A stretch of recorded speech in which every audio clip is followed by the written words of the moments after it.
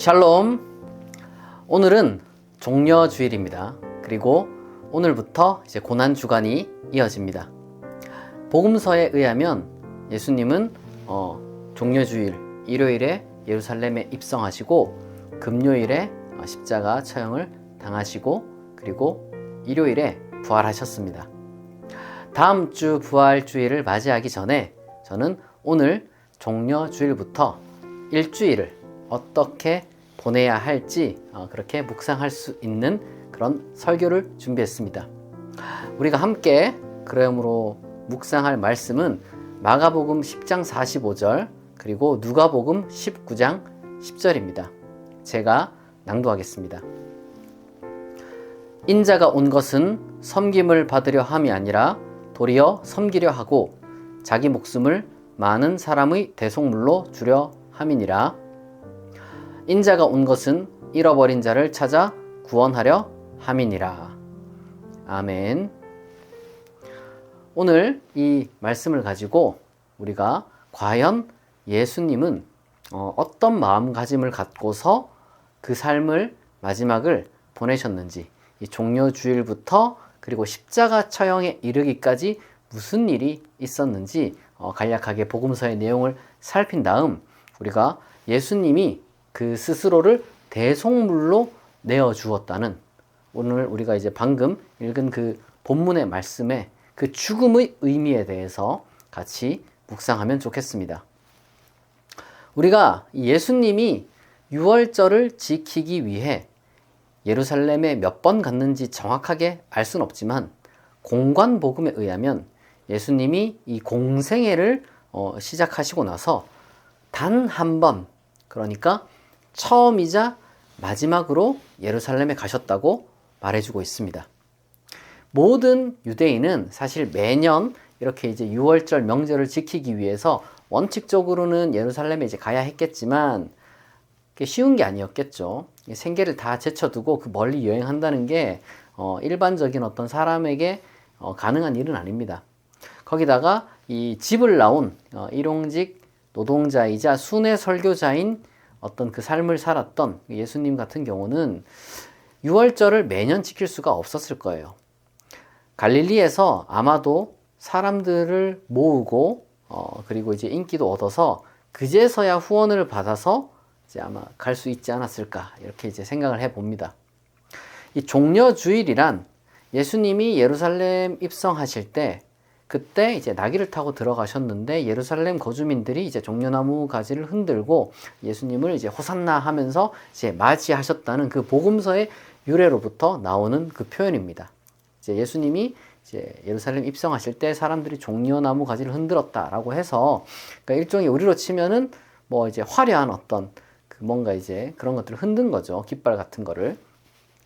이제 마가복음 같은 경우는 이제 굉장히 이제 시간대를 잘 알려줘요. 그래서 우리가 종려주일부터 이제 하루하루를 어떻게 예수님께서 이제 예루살렘에 보내셨는가 어느 정도 추론할 수 있게 좀 도와줍니다. 막 엄격하게 날짜별로 쓴 건 아니지만 마가복음 11장부터 쭉 살펴보면 뭐 이튿날, 뭐 아니면 뭐 다음 날, 그리고 뭐 유월절 뭐 전날, 뭐 이런 식으로 좀 표현을 해줘요. 그래서 예수님이 십자가에 못 박히신 날, 그리고 이제 부활하신 날이 이제 안식일 후 첫날, 그러니까 이제 일요일이죠. 그러니까 그런 식으로 좀 역순을 하다 보면은, 이게 예수님이 예루살렘에 입성하신 날이 대략 이 유대인의 관점으로는 일요일이구나 라는 것을 우리가 알 수가 있습니다. 예수님은 예루살렘에 나귀를 타고 입성을 하셨는데요. 이것은 서기 26년 이제 빌라도가 로마의 파송을 받아서 총독으로 이제 유대 땅을 다스리기 위해 이제 부임을 받아서 이제 그 땅에 이제 들어갔을 때, 아무래도 이제 그 유대 땅의 이제 제일 핵심 권력이 이제 예루살렘에 다 있으니까 이제 그들과 조우하기 위해서 이제 군대를 이끌고 자기 형상이 그려진 뭐 깃발도 있고 그리고 또 뭐 이제 흉상도 들고 이렇게 이제 들어갔단 말이에요. 그러다 보니까 감히 이제 형상을 들고 들어온다, 뭐 이런 어떤 그 반발로 예루살렘에서 폭동도 좀 일어나고 굉장히 좀 폭력적인 사태가 일어났습니다. 그때의 어떤 그 빌라도의 그 예루살렘 입성 장면과 지금 예수님의 그 입성 장면이 사실 굉장히 대비가 되는 거죠. 무슨 말이냐면 빌라도는 로마 황제, 사실상 그때는 로마 황제가 로마의 뭐 신이고 세계의 신이었으니까 그 어떤 그 로마 황제의 그러니까 파송받은 자잖아요. 빌라도는 그러니까 신의 대리인이죠. 빌라도는. 그러니까 그리고 이제 로마 폭력을 또 상징하잖아요. 군대를 이끌고 들어오니까. 이제 그러한 어떤 로마 황제와 로마 폭력을 상징하지만 예수님은 정반대죠. 예수님은 하나님께서 보내신 하나님의 아들이잖아요. 그러니까 하나님의 나라와 그리고 이제 나귀를 타고 들어오시죠. 군대를 이끌고 말을 끌고 들어오시는 것이 아니라 이제 겸손의 왕으로서 평화의 왕으로서 나귀를 끌고 이렇게 들어오십니다. 그 두 장면이 이제 대비가 되는 거예요. 예루살렘은 사실은 그 하나님의 도시로서 하나님의 구원을 기다리고 있는 그런 도시를 상징하거든요. 오늘날 우리가 살아가고 있는 이 세상, 이 사회, 구원을 갈망하고 있는 그야말로 인간의 모습을 나타내는 곳입니다. 우리는 그렇게 이제 구원을 기다리죠. 그런데 참된 구원은 어디로부터 오는 것인가? 하나님으로부터 오는 것이다. 그것을 우리가 알 수 있는 거예요. 여러분, 그게 진짜 구원이고 그게 진짜 평화거든요.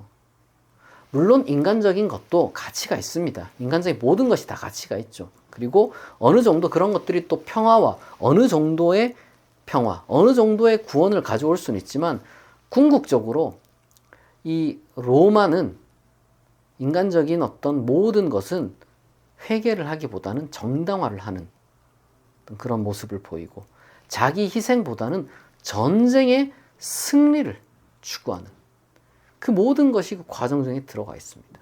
그러나 예수님의 어떤 구원과 평화는 회개와 자기 희생을 통해서 이루어지는 그런 세상인 것이죠. 한편 예수님은 예루살렘에 입성하신 뒤에 사실 굉장히 바쁘게 지내셨던 것 같아요.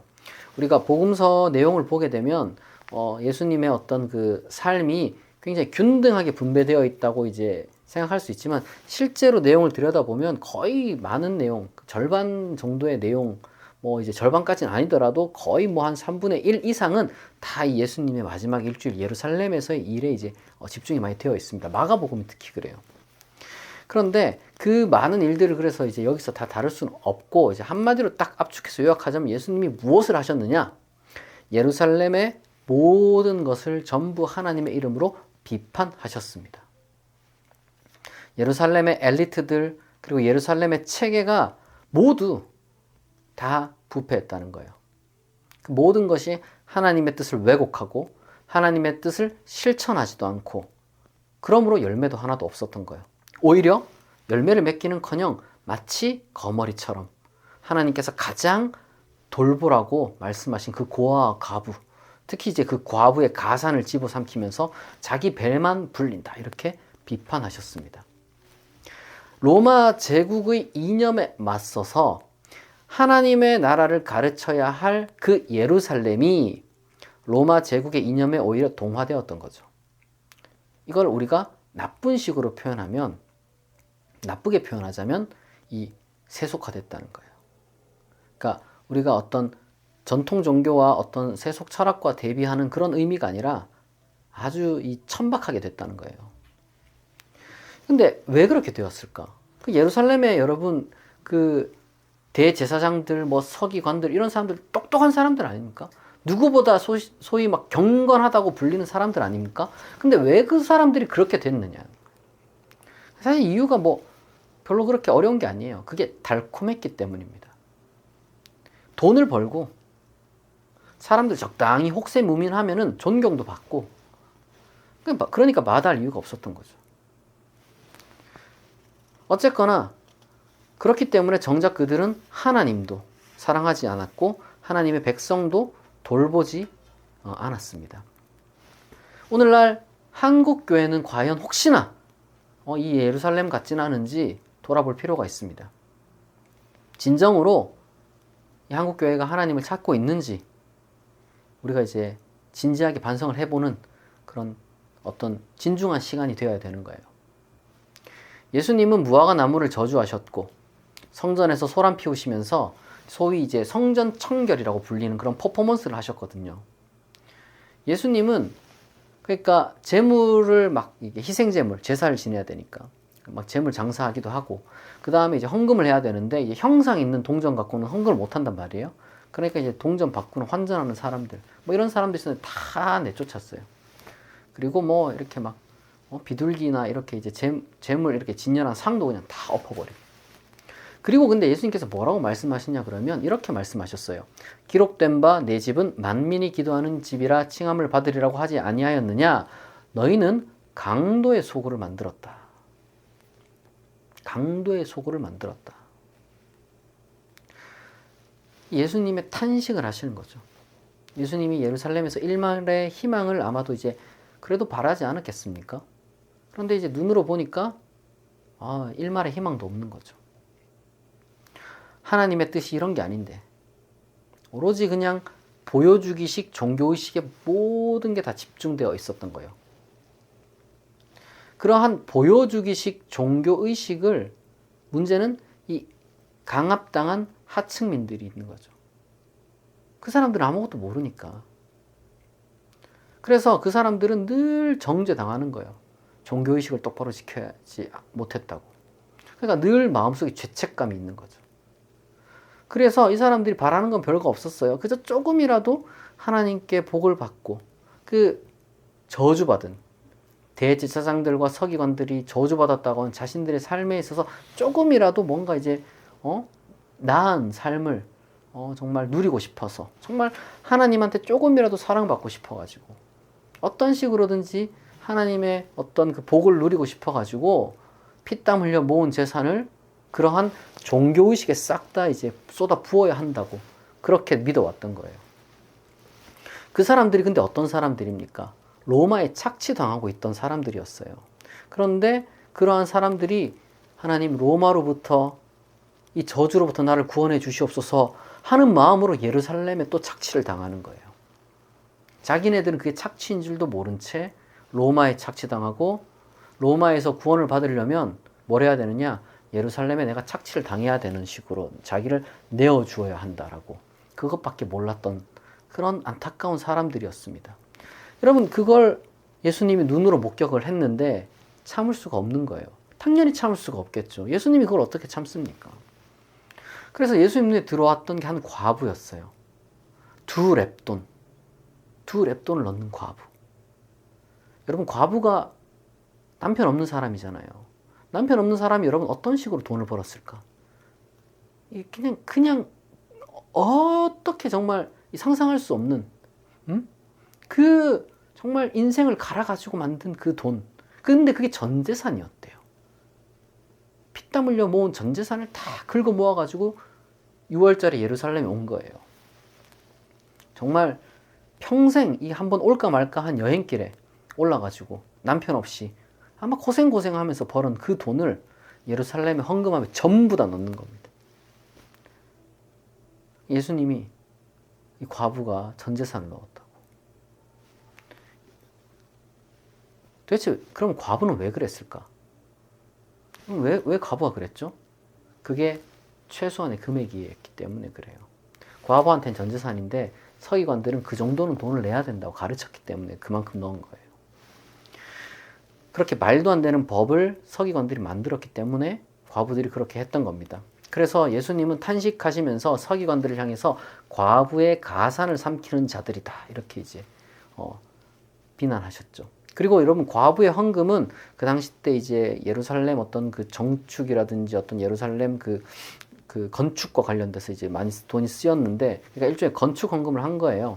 그래서 예수님이 그 탄식을 하고 나서 곧바로 뒤이어서 뭐라고 말씀하시냐면, 네가 이 큰 건물들을 보느냐? 돌 하나도 돌 위에 남지 않고 다 무너질 것이다 라고 성전이 무너질 것을 예언을 하셨습니다. 왜냐? 예수님이 보실 때 이건 더 이상 하나님의 성전이 아니에요.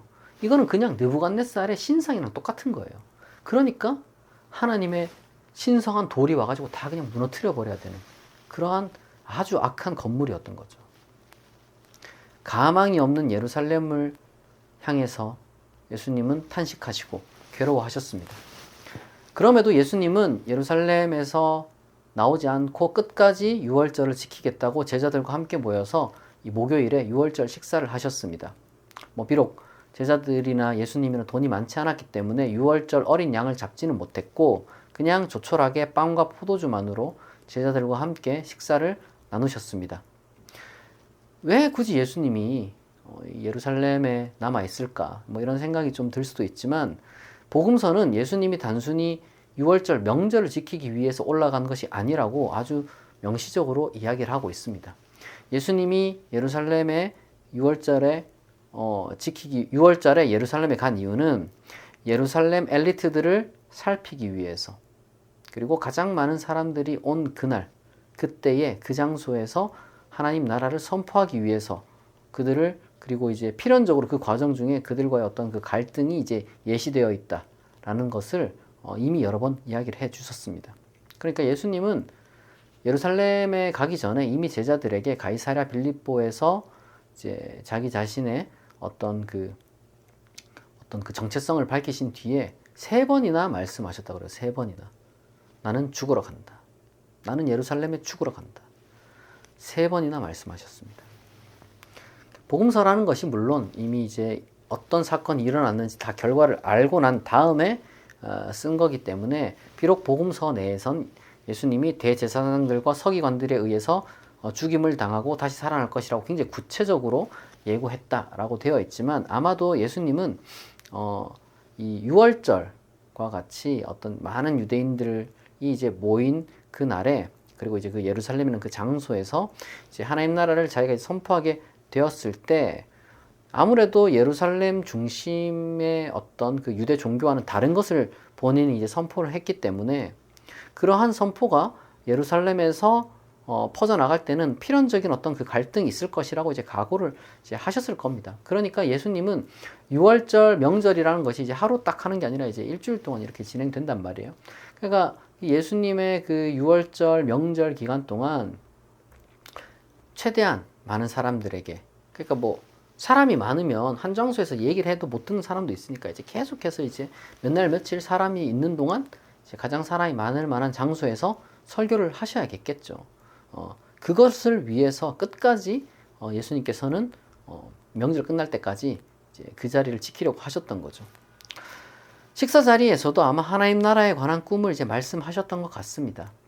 비록 그 식사 자리에 그 오간 그 대화, 그것도 이제 복음서 이제 그 내용들도 다 이제 모든 일이 끝난 다음, 그러니까 사후 이제 묘사로 이제 기록되어 있지만 정작 제자들은 실질적으로는 예수님이 이제 하셨던 말씀 다 이해도 못했을 거예요. 예수님이 뭐 부활한다 이거는 뭐 아예 생각도 못했고, 이제 예수님이 체포당하는 거, 예수님이 돌아가시는 게 아니라 그냥 체포당하는 것도 예측 못했다는 것을 그 뒤에 이어지는 장면들을 통해서 우리가 알 수가 있는 겁니다. 그러니까 실제로 그 식사를 끝나고 나서 마가복음 행적을 보게 되면 그들이 식사를 다 하고 나서 노래하면서 감람산으로 갔다 그래요. 그러니까 식사 자리에서 예수님은 하나님 나라의 어떤 그 미래를 그들과 같이 나누었고, 그리고 이제 그 날이 곧 올 것이라고 믿으셨고, 그렇게 이제 사람들이 또 그 설교를 듣고 감격을 했고, 그러한 감격으로 이제 노래하면서 아마 이제 뭐 산책 겸 이제 산으로 오른 것으로 보입니다. 문제는 바로 그때 예수님의 최측근중 한 사람이었던 유다가 슬그머니 빠져나가 가지고 유대 지도자들에게 가서, 그리고 이제 그 유대 지도자들이 고용한 건장한 무리들을 데리고 예수님을 잡으러 이제 산에 밤에 그 감람산으로 온 거죠. 예수님이 예루살렘에 입성하고 나자 이제 며칠도 안 되는 그 기간 동안에 하루도 빠짐없이 소위 말해서 막 소란도 일으켰잖아요. 그리고 이제 인기도 좀 끌으셨어요. 아무래도 카리스마가 있는 어떤 그 갈릴리에서도 사람을 모은 분인데 예루살렘에서는 뭐 인기 못 끌 게 없겠죠. 그렇기 때문에 뭐 예수님은 또 뭐랄까 본인 스스로 카리스마도 있었고, 심지어 이제 세례 요한이 이제 예루살렘 근처에서 이렇게 많이 활동을 했는데 세례 요한 제자셨잖아요. 그러니까 이제 세례 요한과의 관계도 과시하시면서 이제 사람들의 이제 추종을 많이 받았습니다. 그러다 보니까 이 예루살렘 엘리트들이 그 쉽게 잡아올 수가 없는 거죠. 낮에는 잘못했다 무슨 일이 더 크게 일어나려고, 괜히 폭동 일어나면은 지금 빌라도가 이제 6월절에 폭동 일어날까봐 군대까지 끌고 와가지고 감시하고 있는데 큰일 나잖아요. 그러니까 예루살렘 지도자들 입장에서는 소동도 일으키고 싶지 않았고, 게다가 뭐 얼굴도 잘 몰랐을 거예요. 저 멀리서 이제 뭐 이야기를 했겠죠. 그러니까 이제 정확하게 얼굴을 아는 유다라는 배신자가 필요했던 겁니다. 최측근. 그리고 이제 한밤중에 납치하려면 더 최측근이 필요했겠죠. 그래서 그들은 유다라는 배신자를 통해서 납치나 다름없는 방식으로 한밤중에 예수님을 이제 체포하게 됩니다. 사실 이런 체포나 이제 이후에 이어지는 그 신문이 별로 심각한 건 아니었고, 아마도 이제 불러가지고 적당히 이제 소란 피우지 말라는 경고나 겁을 주려고 하는 의도가 있었던 것 같아요. 기껏해야 뭐 매질하는 정도. 사도행전에서 우리가 이제 그걸 보잖아요. 만약에 그렇지 않고 정말로 진지하게 무슨 체포나 신문 사형을 아예 그냥 어느 정도 예상하고 그렇게 잡은 거라면, 그렇게 이제 격식도 차리지 않은 그런 어떤 모임을 이제 하지도 않았을 겁니다. 그러나 어쨌거나 예수님은 체포당하고, 그리고 신문당하고, 결국 십자가 처형을 받았는데, 중요한 것은 예수님이 체포당한 순간부터 그 곁에는 예수님의 제자거나 한 명도 아무도 없었어요. 제자들 다 도망갔거든요. 그래서 이 재판의 정확한 재구성이라는 것도 이제 조금 쉽지는 않습니다. 그러나 분명한 것은 이 사내들인이 이제 유대인 최고회인데, 이 사내들인이 예수님을 이제 다름 아닌 이 유월절에, 감히 이제 갈릴리의 그 소위 말해서 2등 유대인이거든요. 천박한 유대인. 유대인들 중에서도 막 급을 나눴는데, 천박한 유대인으로서 이제 막 깔보고 있었는데, 촌사람이라고 보고 있었는데, 제대로 랍비 교육도 못 받고, 토라도 제대로 모르는. 근데 그런 사람이 와가지고 자기 스스로가 메시아다 그러고, 메시아는 거의 뭐 다윗 수준의, 뭐 그런 사람이란 말이에요. 자기 스스로가 메시아라 그러고. 근데 거기다가 사실 그건 별로 그렇게 심각한 문제가 아닐 수 있었어요. 가끔씩 그냥 그런 사람들이 간혹 나왔으니까. 근데 문제는 성전을 모독했다는 겁니다. 그러니까 성전을 모독했다는 거는 신성 모독에 해당하는 거죠. 물론 정작 그들이 그렇게 진지하게 하나님을 믿은 것도 아니었지만, 예수님이 봤을 때 어쨌거나 그들은 자기네들이 이제 신의 대리자라고 생각했고, 자신들이 이제 성전을 거룩하게 지키는 사람들이라고 생각을 했단 말이에요. 그러니까 예수님이 성전 무너져야 된다라고 하니까 사실은 자기네들을 모독하는 거죠. 어쨌거나 이 예수님을 신성 모독자다 이런 걸로 이제 딱 판단을 하고, 이제 6월절 행사에 혹시나 폭동이라도 나지 않을까 이제 이 감시하러 온 군대를 이끌고 온 그 빌라도에게 예수님을 넘깁니다. 그리고 그 로마 총독 빌라도는 예수님을 진지하게 그렇게 대하진 않고, 여러 폭동을 일으킨 다른 범죄자들과 같이 분리해가지고 십자가에 그냥 한꺼번에 못을 박아요. 성경은 최소 예수님과 더불어 2명이 이제 십자가에 못 박혔다고 하는데, 몇 명이 더 박힌지는 우리가 알 수가 없는 것이죠. 어쨌거나 예수님은 그렇게 빌라도에 의해 십자가 처형을 언도받습니다. 마가복음 묘사에 의하면 예수님은 한밤중에 잡혀서 오전 6시에 빌라도에게 끌려가 재판을 받으셨고, 그리고 십자가를 지고 간 뒤 9시에 십자가에 못 박혔습니다. 그리고 3시간쯤 달렸을 때, 그러니까 정오 12시죠. 그때 하늘이 이제 어두워지고 3시간 정도 하늘에 이제 어둠이 있었고, 그리고 그 3시간쯤이 다 되었을 때, 그러니까 오후 3시경에 예수님이 사망했다라고 이렇게 복음서들은 이야기를 하고 있습니다. 여기까지가 예루살렘 입성한 그 종려주일부터 소위 이제 성금요일, 예수님께서 십자가 처형당한 성금요일에 이르는 복음서 내용의 요약이었습니다. 자세한 내용은 여러분이 이제 성경을, 복음서를 이제 잘 묵상하면 좋고요. 그리고 성경을 읽다가 이제 어려운 부분들이 생길 수 있기 때문에 그러한 어려운 부분들을 여러분들이 이제 뭐 좀 내가 궁금한 부분 찾아보고 싶다. 그러면 이제 좋은 책이 레이몬드 브라운의 메시아의 죽음이나 보그와 크로산이라는 2명의 저자가 공동 저술한 마지막 일주일이라는 책, 이런 걸 이제 활용하면 좋습니다. 제가 여러분을 위해서 이 2권의 책에 관한 영상을 준비했고, 또 이제 묵상집도 준비를 했으니까 이제 여러분들이 잘 활용을 하면 좋고요. 중요한 것은 이렇게 복음서가 예수님이 예루살렘에 입성한 뒤로부터 죽음에 이르는 과정을 묘사할 때 과연 우리는 무엇을 봐야 되는가? 그게 중요한 거죠. 예수님은요, 스스로를 어떤 식으로든지 간에 죽음으로 몰아가기 위해 사람들이 자신을 죽일 수밖에 없는 어떤 그런 식으로 도발하는 분이 아니에요. 그러니까 스스로를 일부러 이제 사지로 몰아넣는 것, 그거가 예수님의 목적이 아니었어요. 예수님의 목적은 오로지 순전히 하나님 나라의 진리를 전파하는 것이고 잘못된 것을 비판하는 데 있었습니다. 다만 그 과정 중에 죽음의 위협이 있었던 거죠. 그러나 예수님은 그러한 죽음의 위협이 있더라도 끝까지 그것을 관철하셨습니다. 왜냐하면 예수님은 하나님의 아들이었기 때문에, 하나님의 아들의 소명이 바로 그것이었기 때문에 그렇게 끝까지 관철하셨던 겁니다. 우리가 예수님이 하나님의 아들인 걸 어떻게 아냐? 이걸 보면 아는 거예요. 예수님이 많은 사람을 위한 대속물로 자기 자신을 내어주겠다 라는 어떤 그 말씀을 이제 하시고 예루살렘으로 가셨는데, 이때 여러분 대속물이라는, 한글도 되게 어렵잖아요. 근데 여기 이제 그리스어로 보면 이게 리트론이라고요. 리트론. 그러니까 리트론이 뭐냐면은 당대의 노예나 아니면 어떤 그 전쟁 포로의 몸값을 의미했습니다.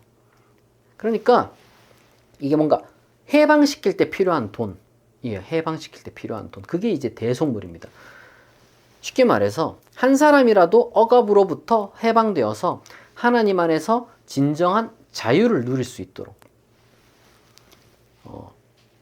그것을 사람들에게 알리고, 그리고 실제로 그러한 억압을 깨트리는데 내 자신을 바치겠다. 한 사람이라도 해방되는 데 있어서 내 자신을 바치겠다. 그러면 그게 바로 예수님이 스스로에게 부과한 그 소명이고, 많은 사람을 위한 대속물, 자신의 죽음의 의미에 대해서 제자들에게 가르치신 바였습니다. 여러분, 그런 의미에서 예수님의 죽음이라는 것이요, 고귀한 죽음이고 의인의 죽음이고 희생 제물의 죽음입니다. 예수님이 아니었더라면요, 만약에 중간에 예수님이 죽음의 위협 앞에서 굴복하고 입을 다무시고 그냥 도망쳤다면 우리는 하나님의 참뜻을 알 수가 없죠. 그저 예루살렘과 로마의 엘리트들의 그 거짓과 기만에 평생 속았을지도 모릅니다. 그러나 예수님의 죽음을 통해서, 정확하게 말하자면 예수님의 그 죽기까지의 사역을 통해 우리는 하나님의 참뜻을 발견하게 되었고, 진정한 희망과 위로는 종교의식이나 국가 권력으로부터 오는 것이 아니라 하나님과의 관계로부터 온다는 것을 우리가 확인하게 된 것입니다. 기독교의 믿음이 바로 그러한 예수님 위에 세워져 있는 거예요. 예수님의 순환과 죽음은 바로 그러한 위대한 가치와 의미를 지니고 있습니다. 하나님의 아들로서 그분은 그렇게 사셨고, 그리고 그렇게 죽으셨습니다. 우리는 바로 그러한 예수님의 마지막을 묵상하기 위해 이렇게 종료주일이나 고난주간처럼 따로 시간을 떼어 놓는 겁니다.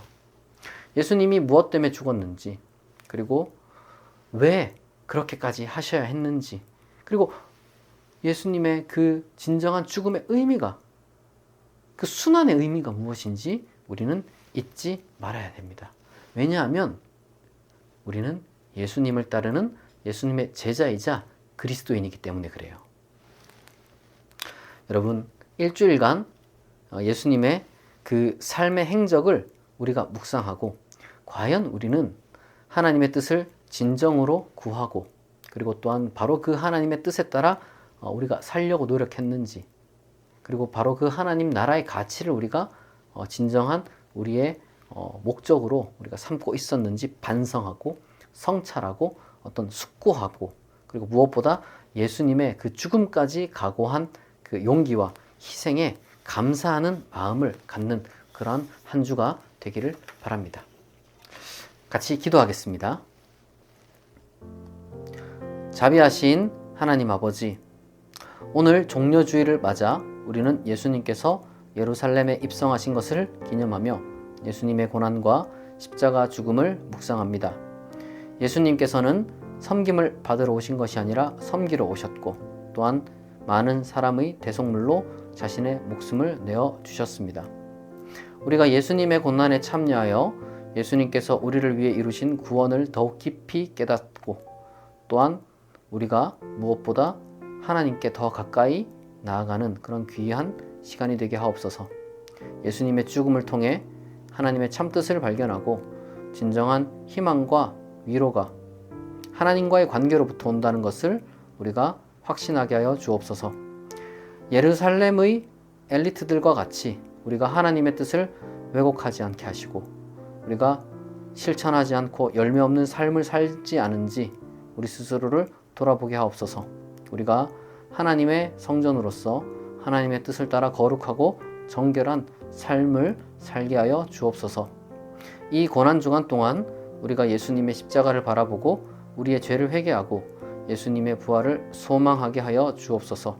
우리가 예수님의 제자로서 예수님께서 우리에게 주신 사명을 감당하며 세상 가운데 하나님의 나라를 선포하게 하여 주시옵소서. 감사드리며 살아계신 예수님의 이름으로 기도합니다. 아멘.